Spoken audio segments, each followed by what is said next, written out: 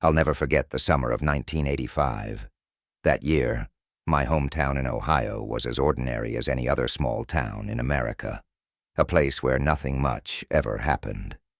But that all changed when galactic conquerors arrived. I was 16, and like every other teenager in town, I spent most of my days in the local arcade, a grimy place called the Neon Galaxy. You could always find me there after school, fingers tapping away at the buttons, trying to beat my friends' high scores. But when galactic conquerors showed up one day, everything shifted. It was a Friday afternoon when the delivery truck pulled up. I remember watching from the counter as two guys unloaded the new machine. It was sleek, futuristic, with bright, pulsating lights that cast eerie shadows across the arcade floor. The alien figures painted on the cabinet stared out with hollow black eyes. Something about them made me uneasy, but I shrugged it off as nerves. New games always brought in a crowd, and I was itching to try it. That night, a group of us gathered around the machine. It looked like any other space shooter. Shoot down enemy ships, avoid obstacles, and rack up points. But from the moment I gripped the joystick, I could tell this was different. The controls were too responsive, almost like the game was reacting before I could even move. And the sounds, beneath the blips and bloops of laser fire, I swear I could hear something else. Something faint. It was like a whisper, just out of earshot, impossible to make out. I shook it off as background noise. We played for hours, taking turns, trying to beat each other's scores. By the time it was my turn again, it was close to midnight. The arcade was nearly empty, just the hum of machines and the occasional buzz of the fluorescent lights overhead. I gripped the joystick, ready to set a new record. That's when it happened. As I was about to finish the last level, the screen flickered. Not a normal glitch either. It was like the game was trying to show me something. The graphics warped, and the lights in the arcade dimmed. My heart started racing, but I forced myself to keep playing, telling myself it was just a glitch. But then I heard it. A scream, faint at first, barely a whisper, but unmistakable. My hands froze on the joystick as the sound grew louder, filling my ears. I looked around, expecting to see someone messing with the machine, but no one was there. The arcade was dead silent, except for that piercing scream. And then the message appeared. It wasn't on the high score table. It scrawled across the screen in jagged red letters, like they'd been scratched in. You're next. I stumbled back from the machine, heart hammering, cold sweat running down my neck. My friends laughed nervously, telling me I must have imagined it, but I saw the fear in their eyes. None of us wanted to admit it, but we all felt it. The game wasn't right. The next day I decided to go back. To prove it was all in my head, the arcade owner, Joe, was behind the counter, polishing off a quarter. I told him what happened, but he just chuckled. Damn kids, he muttered, walking over to the game, always trying to scare themselves. Joe powered up the machine, his thick fingers gripping the joystick with a confidence I could never match. But as soon as the game booted up, I could tell something was wrong. The screen flickered again, and that same scream echoed through the arcade, louder than before. Joe's face paled. He yanked his hand away like the joystick had burned him. The spaceship on the screen moved by itself. I swear, Joe wasn't even touching the controls. The game played with an eerie precision, dodging every obstacle, shooting down enemies with perfect aim. And then, the score. It shot up faster than I'd ever seen. No human could play like that. Joe stepped back, shaking his head, mumbling something under his breath. Without a word, he reached for the plug and yanked it out. The screen went black, the hum of the machine dying with it. He locked the door to the arcade early that night. But that wasn't the end. Word spread fast. Kids in town started talking about galactic conquerors, how it was haunted, cursed even. Some called it nonsense, but others, like me, knew better. I stopped going to the arcade after that. I told myself it was just a game, but deep down, I felt like it was watching me, waiting for me to come back. I started hearing things at night, faint whispers, like the ones I heard while playing. Sometimes, in the dead of night, I'd wake up to the sound of distant screams, like they were coming from inside my own head. Joe tried to get rid of the machine. He swore he'd unplugged it for good, but some nights I'd walk past the darkened arcade and see a faint glow coming from inside, a pulsing light, like the machine was still on, still waiting, and sometimes, if you stood real still and listened, you could hear those same distorted screams echoing from the darkness. A month later, Joe closed the arcade, said it wasn't worth the trouble anymore. But I knew the real reason. Whatever was inside that machine wasn't done yet. It's been almost 40 years, but I still think about it. Late at night, when the house is quiet and I'm alone with my thoughts, I wonder if the game is still out there, waiting for someone else to take a turn, because I know deep down, Galactic Conquerors isn't finished with me yet. I was never one to believe in urban legends. Growing up in the crowded streets of Tokyo, I'd heard my share of ghost stories, but they were just that. Stories. Tales meant to pass the time or scare the younger kids. But what happened to me in Akihabara, in the dark, flickering lights of that arcade, it still haunts me. I can't explain it, not fully, but I can't forget it either. It was a cold, rainy evening, the kind that soaks the streets with a reflective sheen, making the neon signs of Akihabara dance across the wet pavement. I'd just finished a shift at the convenience store where I worked, exhausted, but not quite ready to head home. The lure of the arcade pulled me in, like it always did. That place, with its endless rows of machines, the flashing lights, and the sound of clattering buttons, was my escape. It was a world where my only worry was the game in front of me. And tonight, I needed that more than ever. I walked into the arcade, the familiar smell of stale cigarette smoke and the constant hum of electronics greeting me like an old friend. The place was packed, as usual, but there was one corner that always seemed quieter, almost eerily so, the section reserved for the classic games. Among them, Street Fighter II reigned supreme, and in that corner, one name had dominated for as long as I could remember: Cage. Every gamer in Akihabara knew the legend of Cage. He wasn't a person, or at least no one had ever seen him. Yet his name topped every leaderboard, his scores were untouchable, and his style? It was like nothing anyone had ever seen. He didn't just win. He destroyed. Fast, brutal, almost like he was predicting every move before it even happened. I'd heard whispers, people saying Cage wasn't human, that he was some kind of rogue AI or a ghost in the machine. I never paid it much attention. After all, it was just a game, right? But that night, something felt off. The usual chatter and energy of the arcade didn't reach that corner. It was like the rest of the room faded away when I walked toward the Street Fighter II machine. I don't know why, but I felt drawn to it. The machine flickered, its screen dimmer than usual, like it was struggling to stay alive. And there it was. Kaja's name, sitting at the top of the scoreboard like it always did. Unbeaten, unbeatable. I stood there, staring at the screen, my pulse quickening. I had played Street Fighter II my whole life. I was good. No, I was better than good. And something in me snapped that night. Maybe it was the long day, or maybe it was the rain that had soaked through my jacket, chilling me to the bone. But I wanted to beat Cage. I needed to. I dropped my coins into the slot and pressed the start button.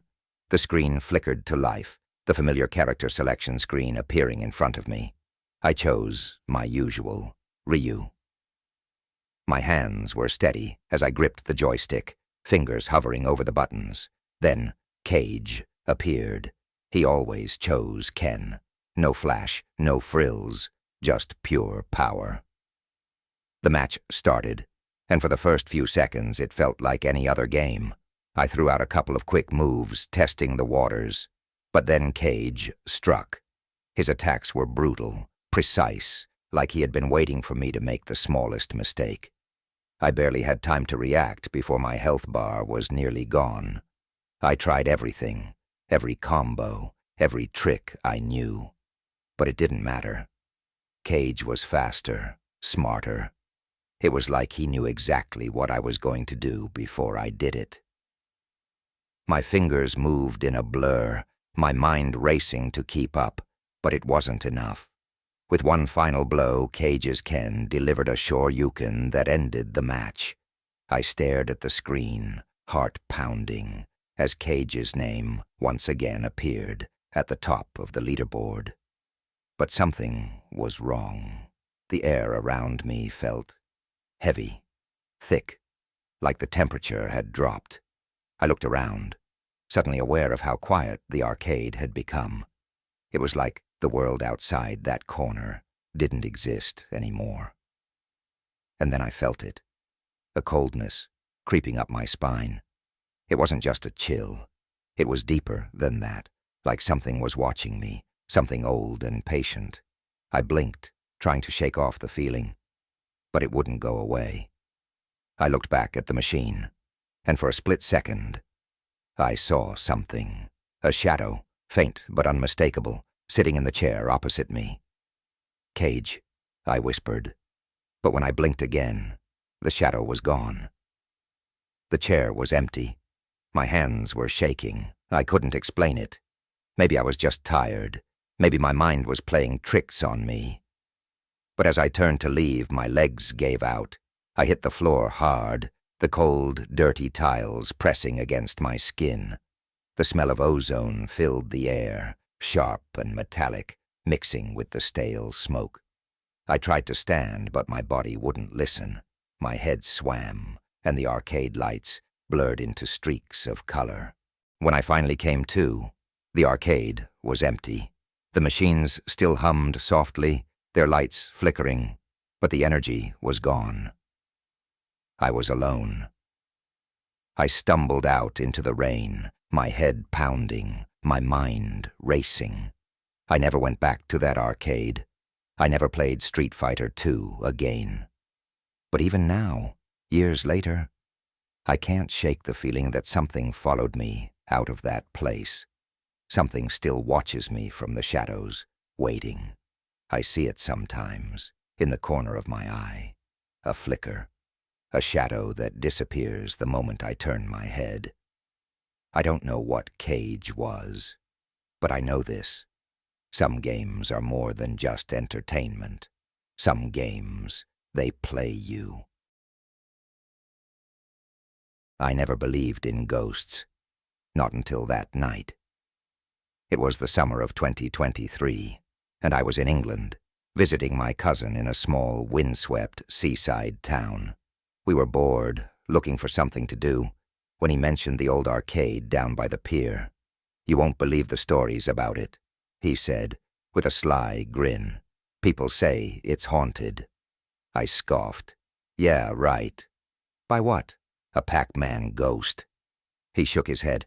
"Seriously, man, they call it the ghostly gamer. People have seen it on camera, playing games like, for real, crazy scores on machines that aren't even plugged in."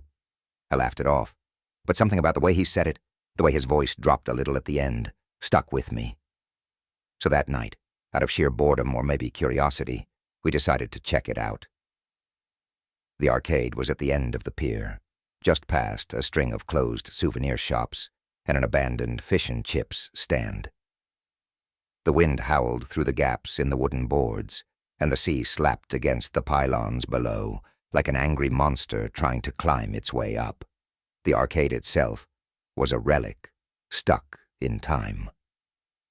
The sign overhead flickered weakly, half the neon letters burnt out.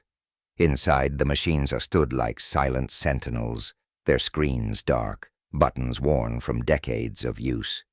It smelled of mildew and rust, and the only sound was the faint hum of the few lights that still worked. My cousin nudged me, pointing to the far corner. That's where they saw it. By the Galaga machine. We made our way through the rows of forgotten games, stepping carefully to avoid tripping over loose wires and scattered coins. The air grew colder as we approached the back, an unnatural chill that seemed to seep into my bones. I shone my flashlight on the Galaga machine. It was dusty, its screen cracked, the joystick worn down to a nub. But there, on the high score list, was something strange. The top score was impossibly high, with initials I didn't recognize. AAA. My cousin swore under his breath. No one could get that score, not on this machine. I laughed nervously. Maybe it's just glitched. But even as I said it, I felt a prickling on the back of my neck. Something wasn't right. The arcade felt off, like we weren't alone. Suddenly, from the far end of the room, there was a sound. A faint click, click, click, followed by the unmistakable sound of buttons being pressed. I spun around, shining my flashlight towards the source, but saw nothing. My cousin's face had gone pale. "Did you hear that?" I nodded, swallowing hard. My throat had gone dry. We stood frozen, listening. The sound came again, this time louder. It was coming from the Pac-Man machine. My flashlight caught it in the beam, but the machine was still off, its screen black. Yet there it was, the sound of someone playing, the joystick moving on its own, buttons being pressed, rapid fire, like someone was in the middle of a high-stakes game. I stepped closer, my legs trembling. "It's probably a power surge," I said, though I didn't believe it for a second. My voice echoed too loudly in the stillness. Then, the Pac-Man screen flickered to life. I jumped back, nearly dropping the flashlight. There was no start-up sound, no flickering from old circuits, just on. The yellow dot-munching character darted across the screen, weaving between ghosts with impossible precision. It was like someone was controlling it, someone who had spent a lifetime mastering the game. Only there was no one there. "Let's go," my cousin whispered, grabbing my arm, but I couldn't move. My eyes were glued to the machine. Pac-Man continued to gobble up dots, racking up points faster than I'd ever seen. The score climbed higher and higher, faster than humanly possible. The initials, AAA, flashed on the screen again and again, as if taunting me. Then, from the corner of my eye, I saw movement. At first I thought it was a trick of the light, but no. It was there. A figure, faint, barely visible, standing in front of one of the machines. It was playing. Its hands moved fluidly over the controls, and I could hear the soft click of buttons being pressed. I blinked, trying to focus on the shape. It was a man, or what was left of one. His outline shimmered like heat rising from asphalt, his features indistinct, shifting. His face was hidden beneath the shadow of a hood, but I could see his hands, pale, almost translucent, working the controls with mechanical precision. I backed away, my heart hammering in my chest.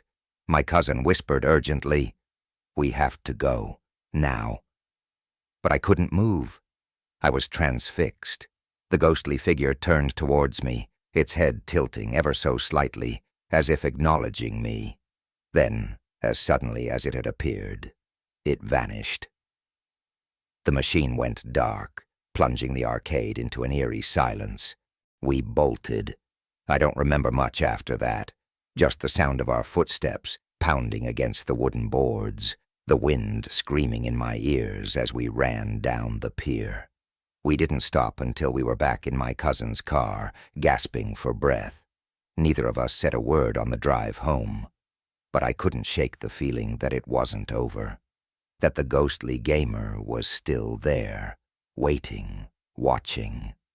Maybe it wasn't just haunting the arcade, maybe it was something more, a presence that had found a new way to live through the games, through the machines, a soul trapped in the circuits. I haven't been back to that town since. But sometimes, late at night, when I close my eyes, I can still hear the sound of buttons being pressed in the dark, and I wonder, was it all just a trick of the mind? Or was it something real, something far more terrifying than I ever imagined?